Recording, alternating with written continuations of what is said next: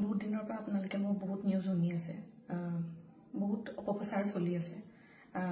যি নিউজ বাজিছে তাৰ 10%ও সঁচা নহয়।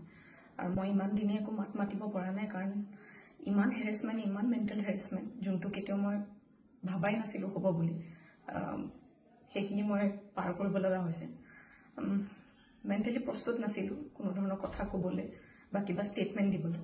সেইটো কাৰণে 7 দিন মই যেনে যেনে কটালোঁ, কিন্তু এতিয়া জোখতকৈ বহুত বেছি অপপ্ৰচাৰ চলিছে।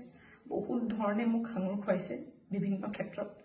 ন্যায়ালয়ে মোক দোষী কৰাৰ আগতে নিউজ মিডিয়াই মোক দোষী কৰি মোক এতিয়ালৈকে ফাঁচি দিছে। মোক অলৰেডি মই দোষী বুলি কথা কৈছে, আৰু বহুত ধৰণৰ নিউজ, বিভিন্ন ধৰণৰ নিউজ, য'ত মোৰ কেছটোৱে ট্ৰেডিঙৰ ওপৰত আছিলে, কিন্তু এতিয়া কেছটো অকল মোৰ ওপৰত হৈ গ'ল।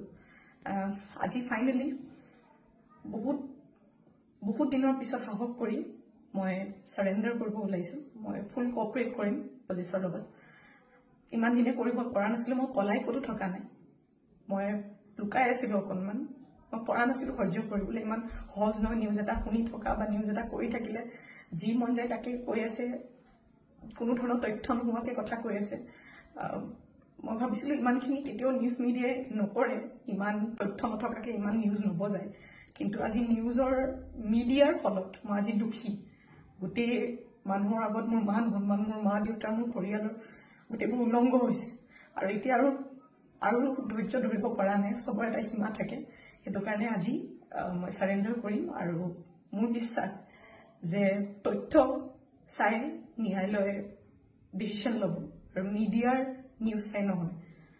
চ' আজি মই চাৰেণ্ডাৰ কৰিম, আৰু মই ফুল কোঅপাৰেট কৰিম পুলিচৰ লগত। আৰু মোৰ বিশ্বাস যে যদি মই সত্য হয়, মোৰ কোনো ধৰণৰ শাস্তি নহয়।